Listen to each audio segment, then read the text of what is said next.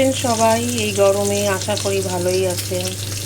ভালো থাকুন, এটাই সকলেই চাই। সকলে ভালো থাকুন, সুস্থ থাকুন। তার জন্য গরমে রান্নাগুলোও পাল্টে পাল্টে যায়, আর ভগবানও সেইভাবেই সবজি ফল আমাদের জন্য পাঠিয়ে থাকে। আজকে আমি বানাচ্ছি তিল পটল।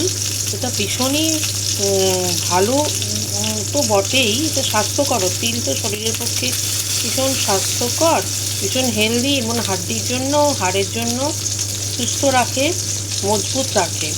হ্যাঁ, তো সুজয়ার কিচেনে সকলকে আমন্ত্রণ। লাইক করবেন, শেয়ার করবেন এবং কমেন্ট করবেন, এই আশায় রইল আপনাদের কাছে। পটলগুলোকে ভেজে নিচ্ছি, প্লেন পটল, নুন দিয়েছি, হলুদ দিয়ে ভেজে নিচ্ছি। পটল বানাতে গেলে লঙ্কা, এটা হচ্ছে তিল, এটাকে আমি ভেজে একটুখানি ঘুরিয়ে নিয়েছি, পেস্ট করে নিয়েছি। আর এটা পোস্ত, বেশি কিছু ইনগ্রিডিয়েন্ট লাগে না। আর পটল তো আছেই।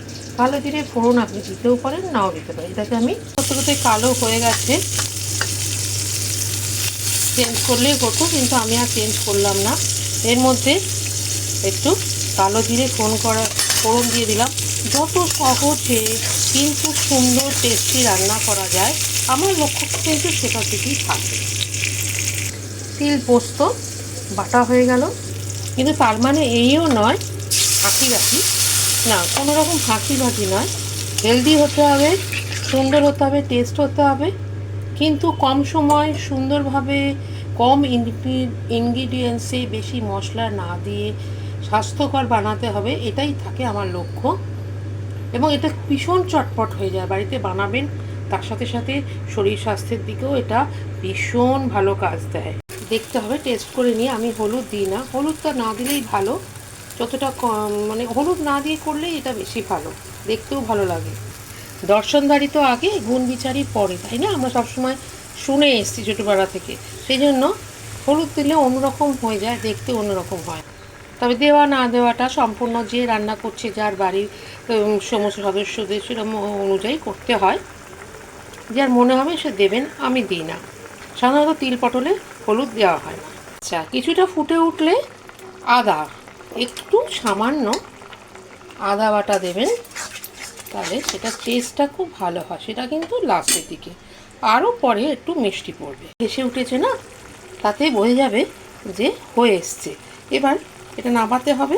তার আগে আমি চিনি দিতে পারি, গুড় দিতে পারেন, মিষ্টি দিতে পারেন, কিছু যায় আসে না, একই ব্যাপার, বরং চিনির থেকে বেটার।